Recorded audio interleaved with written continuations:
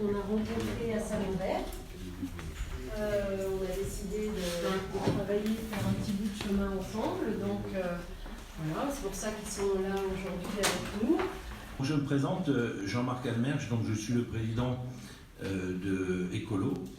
Je suis le fondateur, donc concepteur, fabricant et propriétaire du brevet international. L'histoire d'Ecolo, on a été 2 ans. 2 ans de recherche, de développement, d'études, d'homologation. On va passer là sur l'aspect un peu fonctionnement.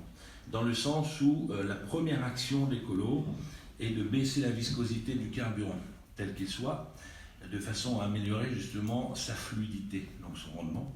Et dans un deuxième temps, mais qui est simultané de par justement notre action, permet de pouvoir redresser la chaîne moléculaire et d'oxygéniser au maximum justement toutes les molécules d'hydrocarbures qui d'ordinaire restent prisonnières dans cette chaîne moléculaire et ne voient pas justement le mélange de carburant.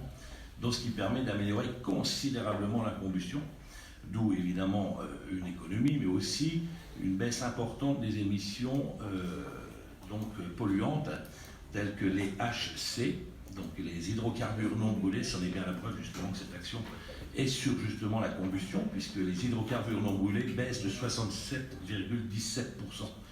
Donc ça veut dire qu'on brûle 67% de mieux que d'ordinaire, et on baisse les NOx, qui sont aussi les particules fines importantes aujourd'hui, de 16%.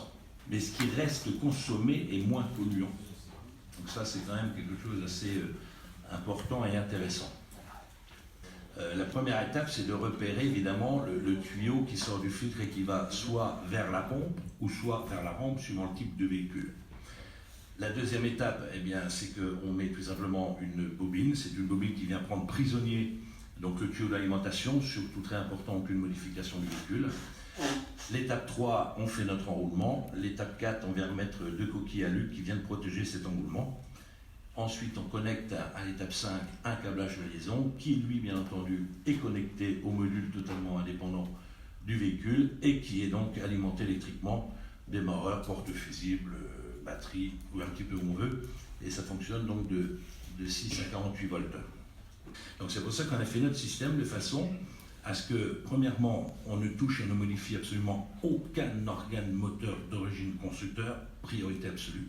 La deuxième chose, surtout, on ne va pas toucher, bidouiller ou modifier les paramètres du calculateur d'origine constructeur. Et la dernière des choses, aucun additif dans les carburants. De ce fait, on est accessoire à 100%. Et nous sommes le seul à ce sujet à avoir la norme européenne qui s'appelle SEEE, qui veut dire second équipement électrico-électronique. Que le moteur soit sur chenille, sur roue, sur poste fixe, que la carrosserie soit bleue, soit blanche, soit rouge, soit jaune, soit ce qu'on veut, aucune importance pour nous, parce que nous on travaille que sur le carburant. Donc quelle que soit la marque, quelle que soit l'utilisation, ça c'est pas le souci. Par contre, la seule chose qui va déterminer l'éligibilité, c'est comment j'utilise mon moteur. Qu'est-ce que je fais avec? On peut avoir un très gros moteur de 600 ou 800 chevaux qui tourne pendant 10 minutes et puis qui s'arrête pendant 2 heures et qui retourne 10 minutes. Celui-là, je ne installe même pas. Et puis on peut avoir un petit moteur en bouchon, par exemple, pour animer des pompes d'arrosage qui fait 90 chevaux, ben, voilà, c'est 15 heures par jour non-stop. Ça c'est bon. Vous voyez ce que je veux dire? C'est-à-dire qu'en fait, le pourcentage de gain sera toujours le même en gros. Si vous consommez 100 litres, vous avez 10%, vous avez économisé 10 litres. Par contre, si vous consommez 10 litres, vous allez gagner 1 litre. Vous avez toujours économisé 10%. Par contre, après, c'est la durée d'amortissement qui ne va pas être la même. C'est tout. Voilà, donc on va avoir des fois des parcs assez conséquents, puis on en installe très peu.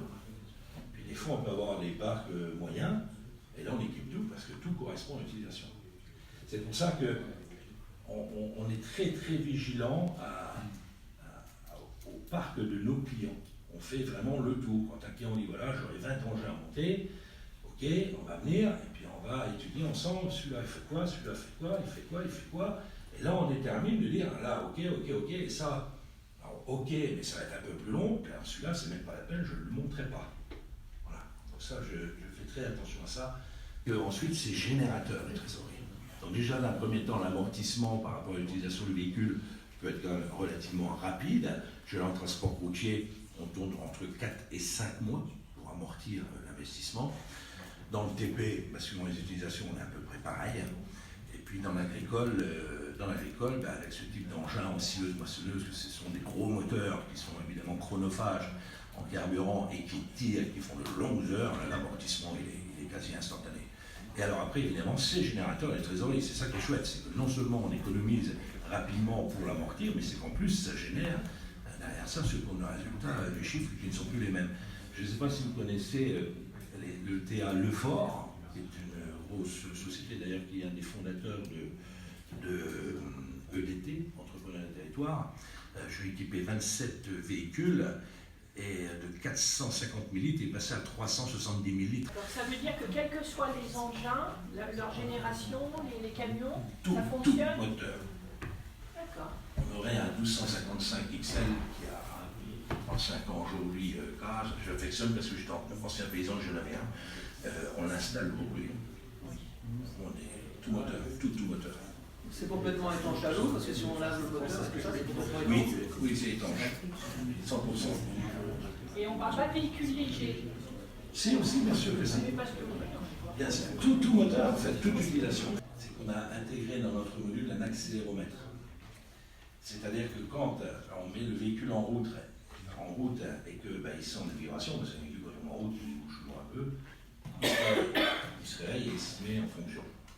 Et dès qu'on arrête le véhicule, donc on a intégré une horloge également, au bout de 10 minutes, au sens on programme comme on veut, et bien le module, il s'endort, il s'arrête complètement. Ce qui évite justement des tensions permanentes des utilisations de courant dans le vide. Et qui vient aussi protéger l'aspect batterie. Parce que quand vous installez une ensileuse qui pendant 8 mois de l'année ou presque reste sous le hangar, ça a beau consommer que 45 mAh, jour et nuit pendant des mois, vous pouvez emmener les câbles au printemps, les batteries sont mortes. Donc là justement ça permet le véhicule s'arrête, 10 minutes après, il est découpé, complètement arrêté. Voilà. Et ce qui permet aussi au système, pour répondre aussi à la question de monsieur, c'est que ça lui prolonge aussi la vie.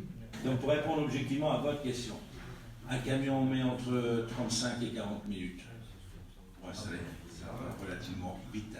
Vous prenez une Hyundai, une Hitachi, une Cater ou quoi, il y a toujours un peu de tôle, il y a toujours quand même un peu de carrosserie pour accéder au moteur en fait. Le plus dur c'est ça, c'est d'accéder au moteur.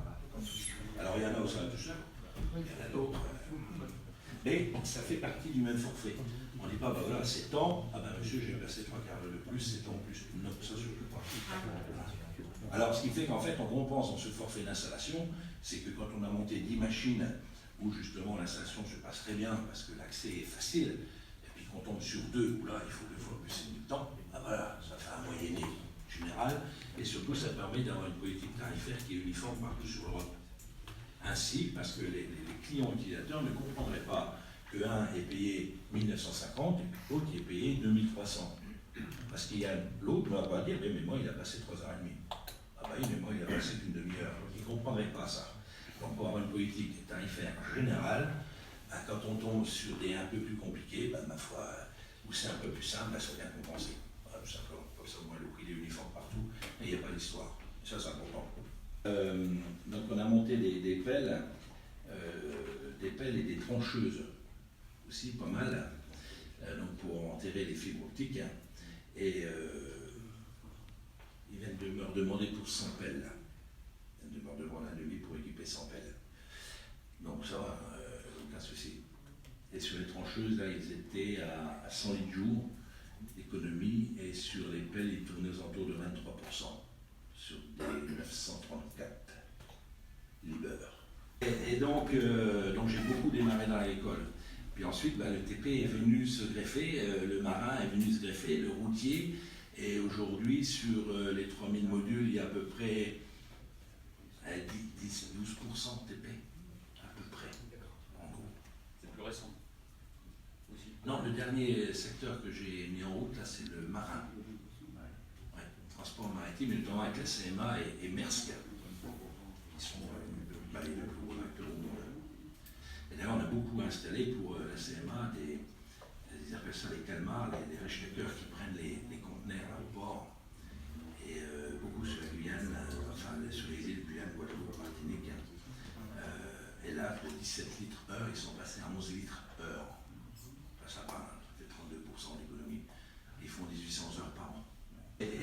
préférable de dire 10, parce que je sais que les 10, c'est des jeunes acquis, et puis que vous disiez 12, 14 ou 16. Là, vous serez content, parce que si je vous dis 14 plus avec 12, vous n'allez pas être content.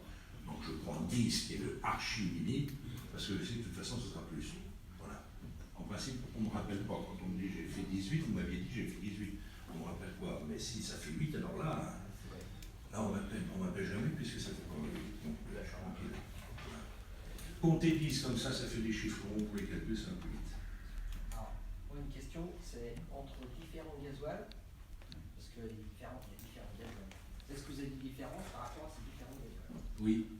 Voilà, Oui. c'est ce que je voulais savoir. Tout à fait. Les GNR, un sujet qui fâche peut-être. Non, mais après, je veux dire, le GNR, c'est le gasoil blanc avec le GNR, il est seulement changé de couleur. Après, on a des gasoils qui sont plus ou moins raffinés, ou voilà, c'est ça. Il n'y a pas que les couleurs. Il n'y a pas que le blanc et le GNR, la couleur. Il y a une partie végétale dedans. Ouais. Et puis il y a du gras, il y a tout un tas de choses, il y a même des acides, enfin le GNR. Bref. Tout ça pour vous dire que sur les GNR 10 4 saisons, c'est-à-dire moins 15 de protection de froid, qui se toute l'année sur demande. Et le GNR été, parfait. GNR hiver à partir du 1er novembre jusqu'au 31 mars, on a un tout petit peu moins de gain. Et vous prenez par exemple sur la région Grenoble, Chambéry et autres, alors eux ils sont livrés par les Suisses, ça s'appelle de l'éco-polaire. Et bien lui, impeccable. Impeccable, on a un rendement extraordinaire sur ce carburant. Est-ce que ça a une incidence aussi sur la début aujourd'hui? Est-ce que ça nous fait consommer moins d'ADBlue ou pas? Mais exactement. Parce que là, un moteur qui respire, parce que ça brûle beaucoup mieux. En principe, il ne fume plus. Et puis surtout aussi, dans la ligne d'échappement d'origine du constructeur, alors on ne touche pas à ça, on ne fait que de bénéficier de la technologie du constructeur. Tous les constructeurs ont dans la ligne d'échappement sont des capteurs qui sont là pour mesurer différents éléments après la combustion, et notamment les gaz polluants. Et comme justement on a amélioré la combustion, ça a beaucoup mieux brûlé, vous savez comme moi, que tout ce qu'on brûle émane des gaz, mais plus on brûle vite et mieux on brûle, moins il y en a. Et là c'est ce qui se passe. Et bien ce sont des capteurs d'origine du constructeur, constate qu'il y a moins de gaz polluants par cette amélioration de combustion. Cette information, naturellement, comme toutes les autres, vont au calculateur, et qui, lui, le calculateur, en ayant reçu l'information qu'il y a beaucoup moins de gaz polluants, renvoie l'ordre à la pompe à déblouf de pulvériser moins les débloufs sur les gaz d'échappement, parce qu'ils sont moins chargés en gaz polluants, parce que c'était beaucoup mieux brûlé avant. Donc on a une économie carburant, mais une économie à déblouf. Et les femmes, ça grasse pas, Et les moteurs, sans gaz polluant, tout à fait. Madame la Présidente, j'ai été